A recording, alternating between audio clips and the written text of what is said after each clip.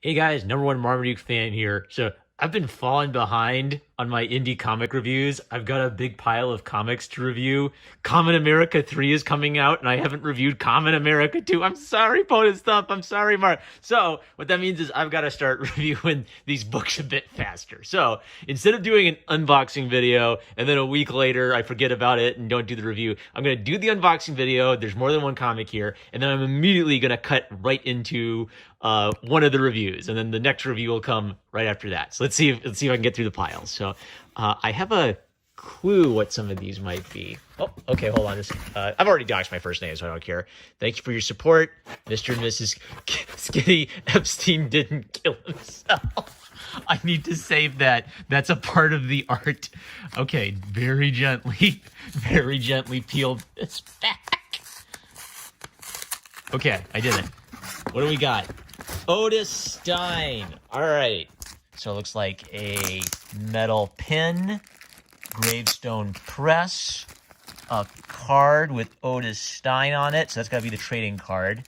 And I think like a skeleton sticker or something. And then Otis Stein. Oh, I got a whole bunch of them. So it looks like 1, 2, 3, 4. Oh, and wow, they're double.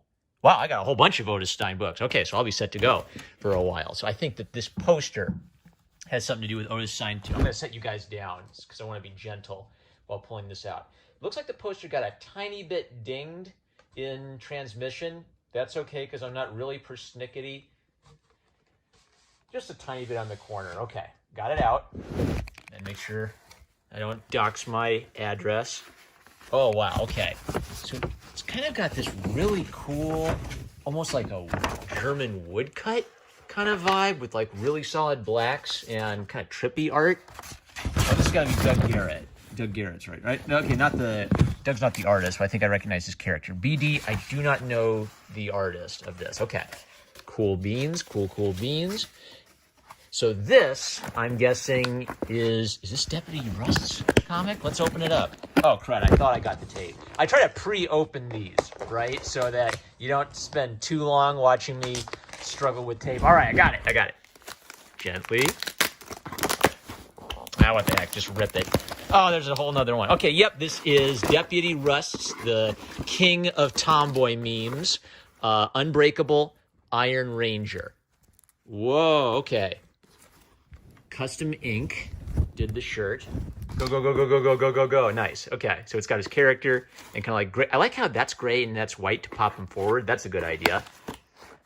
I think this released on Webtoons first. And whoa, he did it as like a big ol' volume 1, written and illustrated by Zach T. Garman. Congratulations.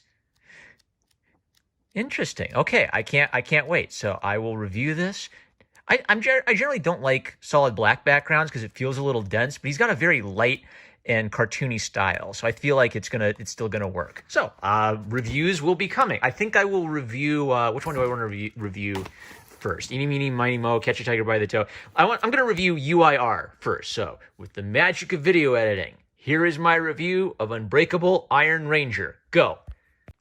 And through movie magic, we're back. The in-depth, super spoiler-filled review of Unbreakable Iron Ranger. Your spoiler-free review is go check him out at Deputy Rust. You can read the Unbreakable Iron Ranger on Webtoons. Follow him. If you get a chance to pick up the, issue 1, go for it. Oh, he signed it. That's cool. I didn't notice that. Okay, and I think they're working on volume 2 right now. So before I begin, we're going to do like some in-depth spoilery stuff. I did catch some typos, and my normal thing is to like freak out and get all OCD. I'll just show you one here. Following his late Graden Fithers request. Typo! All right. So, I've said this before. My boy Deputy Rust. If you watch this, what I've said in the past is I'll edit a comic. You know what? Give me $5 per typo I catch. I like Unbreakable Iron Ranger. So just for you, Deputy Rust, I'll do it for $1 a typo. Okay. Now that I got that on my system, let's hop into it. So something that Zach has talked about in like his Twitter posts and in some of the like update posts for Unbreakable Iron Ranger is he's been working on this since 2015, and kind of like the newest version of this since 2019. So this has been rebooted and kind of reworked several times. I think he's had to struggle to like nail down a style for it. And he's kind of settled on a style that's a mashup of Gainax and Studio Trigger, obviously like anime influence, but not just generic anime, sort of an abstract idea of anime with a lot of like really over the top, expressive, exaggerated poses and gestures, lighting effects, bright colors. So it's plus he also brings in some like, cowboy western influence to it, and rock and roll and Jamaican music. So this is a really good example of an artist combining multiple influences together to make something that doesn't feel like any single source of inspiration. It doesn't map on, like he talks about his sources of inspiration, but it doesn't map onto any single source of inspiration too strongly. Chapter 0, Zach mentions that he came back and wrote this after nailing down the later style. And this is really helpful because the thing that really strikes you when you read Unbreakable Iron Ranger is we get right into the action, and then it's all action all the time. But mostly. There are some little scenes where they get to calm down and have a little chat, but we are not beating around the bush at all. So it was nice to have a little scene of Ben Young's grandpa, the Doc, giving him his cyborg arms. And Zach mentioned that he thought that he needed like a little scene maybe to kind of like build up the relationship between these two, and it helps a lot. So after that, we get into kind of like the official chapter 1, which is, oh my gosh, they're trapped in a facility and the bad guys are after them, and the evil villain is making his schemes. He's got a giant robot and the kid's got to fight the giant robot. So it's like really exciting. So Zach's inspirations are kind of like these over the top anime, very strong Gurren Lagann vibe going on, maybe a little bit of the Dark Knight Goons vibe going on here. So he gets right to the butt kicking, and he's very good at over the top fight choreography. So he has elements of the fantasy, like supers, over the top attacks with cool anime names, like the Tuskegee kick, things like that. But an element of real world logic where they have to find the correct, they have to use the environment to their advantage. Oh no, I'm underwater and I'm made of metal. I'm at a disadvantage in this situation. Using kind of like the space around you. Cool. Zach clearly puts a lot of thought into making fights look cool and feel dynamic by using a wide space, not just a trading of blows. So he's very talented at this. It also like gets you right into the action. Like, whoa, okay, he's trapped. There's some bad guys. He's got to go get them. And you're just kind of like racing to keep up. I wouldn't have minded maybe having like what I call like the dumb scene, where you sort of step back and say, okay, for all you dumb people, here's the bad guy. Here's like a box with his name in front of him, and here's his evil plan. What you pick up, and actually, I did pick this up. So this isn't really a criticism so much as it's a striking style choice, and I think Zach is making it work because he's going for this fast pace. So what you do pick up is that the bad guy wants to hunt down cryptids, and Ben Young, the Unbreakable Iron Ranger, has kind of developed like a real strong sense of compassion, almost to the point of pacifism, where he will fight, but he doesn't want to kill anyone, basically because he feels sympathy for them after basically losing both of his arms. That this traumatic experience of losing his arms has kind of made him into a more compassionate person for other people. Flashing forward, his grandpa, the Doc, seems to sacrifice himself to give Ben the chance to get out of there. And Ben goes home and he looks at the sheriff badge that his grandpa gave him, and it says, "I have fought the good fight. I have run the race. I have kept the faith." And this really affects him, and this is what prompts him to get back to his thing. So something Zach has talked about in public is his faith, and that's a big part of his life. It's something that motivates him, and so it motivates his character too. And I like this as a example of writing because it's just there as part of the character. Ben Young's this compassionate young man. He's kind of like the classic idea of the Lone Ranger cowboy. He's just a good guy who wants to help other people out. So it makes sense for him to have this faith as a backdrop for his character. And it's not really brought out into the plot much. It's just sort of like discussed and kind of like in the background of the character's mind as he's moving forward. So it's very subtle, very well handled. I really appreciate this. As a writing, just purely looking at it as a writing point of view, it's good to take a step back and let the character kind of have this moment of weakness and sort of sort through his problems and find a reason to go on. And in this case, it's not just it's not only his faith, it's his faith as informed by his relationship with his grandfather, and he's connecting his faith to his life and what he's got to do. So really subtle, real nice little scene. I'd like to see some more little scenes like that. And they don't all have to be about Ben's faith. I'd like to see some scenes where we see a bit more of Ben's kind of like inner monologue, like what he's going through, how's he feeling about having to fight all of these evil robots and save all of these cryptids from being experimented on. So, flashing forward, he goes exploring, looking for a cryptid to save from the evil organization, and her name is Toma Sawyer, a short stack karate WWE alligator girl. So one of the things you're going to notice about Deputy Rust is he loves him some martial arts tomboys. He loves them. So this fight to me, Tuskegee instead of Tuskegee. Hire me, Deputy Rust. $1. For $1, I could catch and fix all of those. So this fight really stood out to me as being very well choreographed and very well thought out. Like, she pushes him in the water, and he's a robot, so he doesn't do well underwater. That's all really good stuff. All of her attacks are kind of like there's a mix of like cool, anime super duper kicks to it, but then also some really smart, like logical, maneuvering. Like, she's got to move around him. She ducks and dodges and bobs and weaves and clotheslines him. Oh, another point about this is when Deputy Rust uses abstract colors, it's neat that he has sort of like a standard coloring style, kind of like simple, straightforward colors. And then for his abstract scenes where he's kind of like making a point, he gets hurt, he really pumps the contrast. He pumps it to the absolute. Bright red, bright white. So this sells the idea. If he was using like softer colors, this wouldn't work. If he was using intense bright colors here and intense bright colors here, it wouldn't work. What's smart about this is calm, sort of standard color, boom, boom, the impact shots. Great work with color.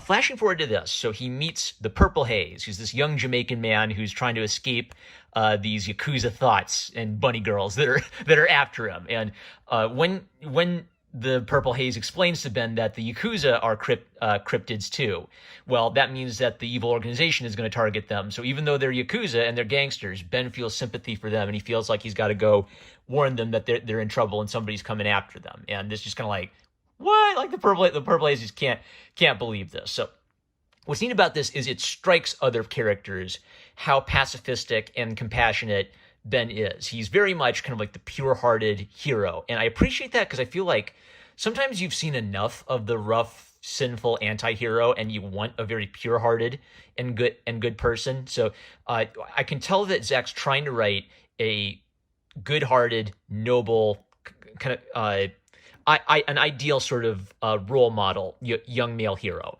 right? And so these kinds of scenes are really good because we see that other people in the world, that's not the normal thing to do. It's a bit more of a rough and tumble world, and this good boy in the midst of this rough and tumble world. So that was a good scene.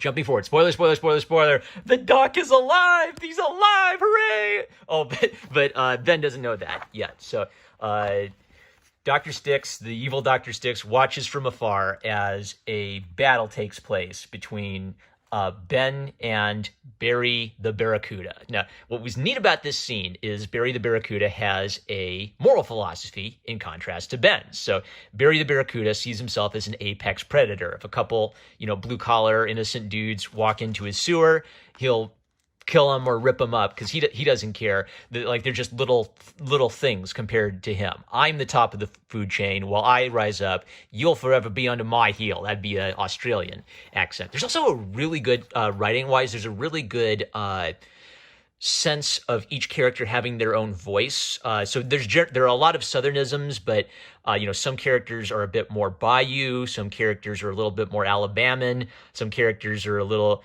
Barry is obviously a bit more Australian. I think Dr. Styx is a little bit more not necessarily New England, but he's not of the country, right? So the fact that Zach writes in a very convincing Southern tone of voice for a lot of his Southern and Midwest inspired characters. It feels very natural.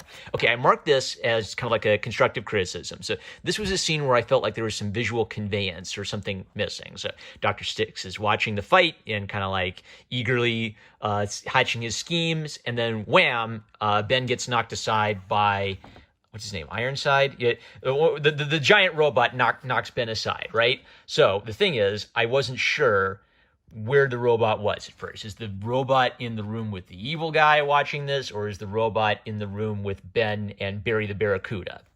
I think what would have helped this would have been maybe like one scene of an impact shot of Ben's face as he's getting hit.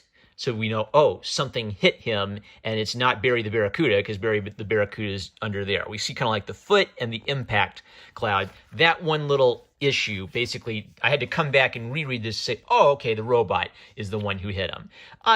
That's like the only issue I had the entire comic. So that's a pretty good hit rate. You know, comics is a weird medium, and it creates all of these like odd visual conveyance issues. But the robot comes back. He's got an even cooler design right now, and this kind of like Ben's starting to feel down because it's like, well, did my grandfather not kill any of them? He hasn't put two and two together. He's realized everybody but his grandfather has survived the explosion, but instead of realizing, oh, my grandfather must be alive, he starts feeling like maybe his grandfather's death wasn't able to take out any of his enemies. So that it's a pretty neat example of dramatic tension where we know something he doesn't know yet.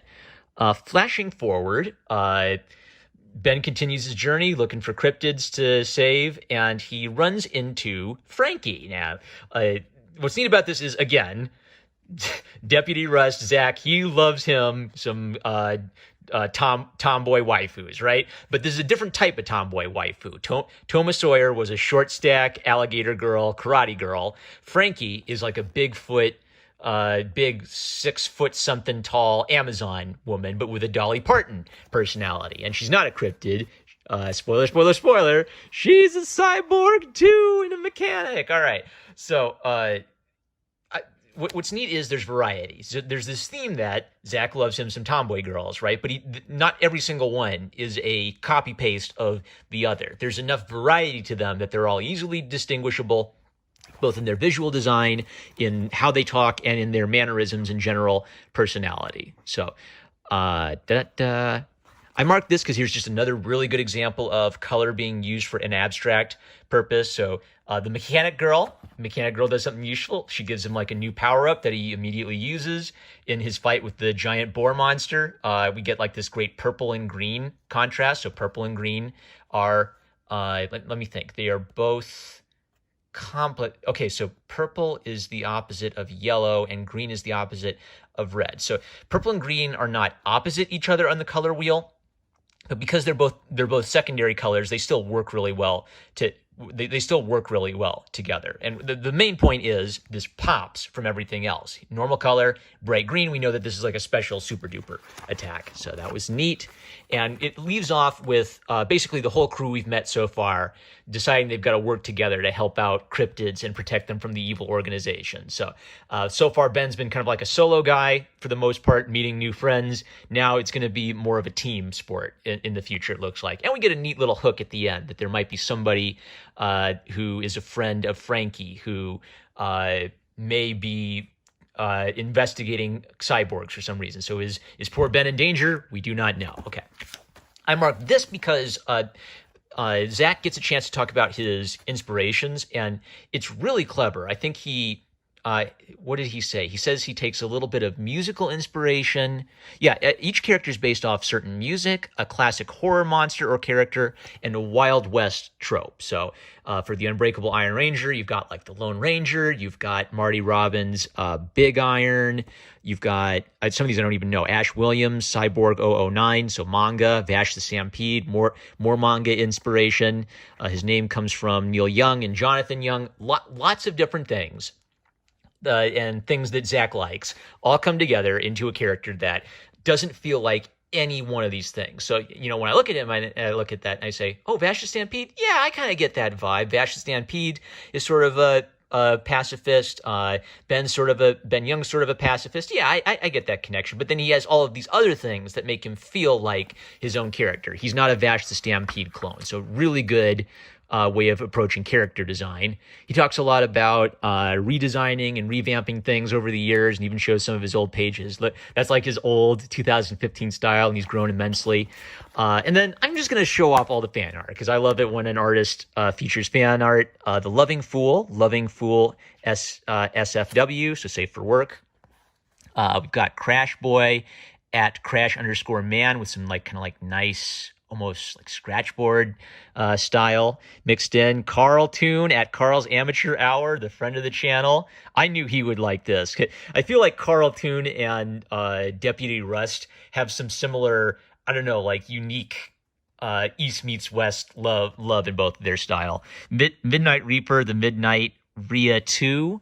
Why Not Warrior at Why Not 49. Pixie Press at Pixie/Press. Cerndale at Cerndale. I like it when their username is their regular name. Mr. Kevin at Mr. Kenan with an N, so that one's a little different. Taco Berto, and it's zeros for O's, Taco Berto, and that's kind of like the Marty Robbins Big Iron inspiration. Josh and Tosh _ cool. Mugen Cosmonaut at Cosmonaut Mugen. RK010 at RK010, neat. And that one has kind of like the Studio Trigger, shiny. Well, it's actually kind of even more specific than that. It's not just Gurren Lagann. It's the Gurren Lagann eye catch style that gets a lot of allusions and homages in this style. So that's really neat. You got to check that out. It's really interesting that Gurren Lagann isn't just a cool anime. Even the eye catches have their own unique vibe to them that inspire a lot of people. Is that it? Oh no, there's a little bit more. We got Pika Yuma at Ifu/Thief. Is that hyphen, not slash, hyphen thief? So I probably said slash a couple times when I meant hyphen. Oh yeah, and I want to catch typos. Look at me. I can't even tell the difference between a slash and a hyphen. What am I? Elijah the Cartoonist at Elijah the Carto1. Ran out of letters. Okay. Brock G at Unstable Reactor, but the O is a 0 in reactor. That's cool. I like the ink work on that and the solid black. Lucky Rider 787, L Rider 787, neat. All right, and then all the backers. I'm on here, but I'm not going to tell you where I'm at. See you in Volume 2, Unbreakable Iron Ranger, 2015 to 2020. Congratulations, Zach. You did it. You got your book out. It is a very, very fun book. I enjoyed it thoroughly. I will continue to support and look forward to Volume 2. I am serious. If you want, he has an editor named Delta, who's a big fan of the series and very knowledgeable of the characters. So I don't want to push Delta out of his job at all. All I'm saying is, if you specifically want a fastidious typo, punctuation, grammar guy, I will catch the typos. $1 a typo because you're a cool guy. But anyway, even if you don't take me up on that offer, I will continue to be supporting your work at Unbreakable Iron Ranger, at Deputy Rust. Tomboy waifus for lifeu. If you love tomboy memes, check out Deputy Rust. What a cool guy. I'm number one Marmaduke fan. I love you guys. Catch you later.